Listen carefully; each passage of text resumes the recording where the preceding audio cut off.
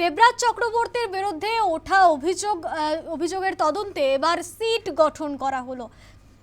তলব দেবরাজ ঘনিষ্ঠ একাধিক কাউন্সিলরকেও এবার অভিষেক বন্দ্যোপাধ্যায়ের আত্মসহায়কের খোঁজে দেবরাজকে জেরা। বাগুইআটি থানায় দেবরাজকে জেরা বেঙ্গল এসটিএফ এর। অভিষেক ঘনিষ্ঠ হওয়ার সূত্রে আত্মসহায়কের খোঁজে জেরা করা হচ্ছে দেবরাজ চক্রবর্তীকে।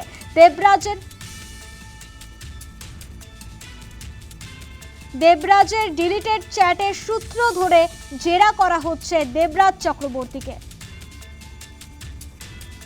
ফোনে রয়েছে প্রতিনিধি সন্তোষ ঠাকুর। সন্তোষ, দেবরাজ কে এবার একাধিক জেরার মুখে পড়তে হচ্ছে। অভিষেক বন্দ্যোপাধ্যায়ের আত্মসহায়কের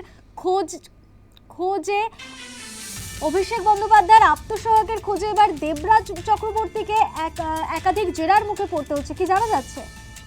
একদমই, দেখো আজ সকাল থেকেই যে বেঙ্গল এসটিএফ তারা বাগুইআটি থানা পৌঁছান এবং সেই বাগুইআটি থানা পৌঁছানোর পর সেইখান যে দেবরাজকে গ্রেপ্তার করা হয়েছে সেই দেবরাজ চক্রবর্তীকে জিজ্ঞাসাবাদ করেছেন বেঙ্গল এসটিএফ। কেন কি এই বেঙ্গল এসটিএফ যারা সূত্র মারফত খবর কি অভিষেক বন্দ্যোপাধ্যায় যিনি আত্মসহায়ক সুমিত রায়, সেই সুমিত রায়ের খোঁজ দেবরাজ চক্রবর্তী জানেন, তার বিষয়ে জানেন তিনি, যেহেতু অভিষেক বন্দ্যোপাধ্যায় অর্থাৎ তৃণমূল কংগ্রেসের নেতা এবং সাংসদ অভিষেক বন্দ্যোপাধ্যায়ের ঘনিষ্ঠ নেতা এই দেবরাজ চক্রবর্তী। সেই জন্য বেঙ্গল এসটিএফ এর আধিকারিকরা তারা বাগুইআটি থানায় আসেন এবং সেইখানে এসে দেবরাজ চক্রবর্তীকে জিজ্ঞাসাবাদ করেন। সুমিত রায়ের বিষয়ে তারা জানার চেষ্টা করেন, যেহেতু সুমিত রায় হচ্ছেন অভিষেক বন্দ্যোপাধ্যায় আত্মসহায়ক, তার বিষয় নিয়ে তারা জানার চেষ্টা করেন।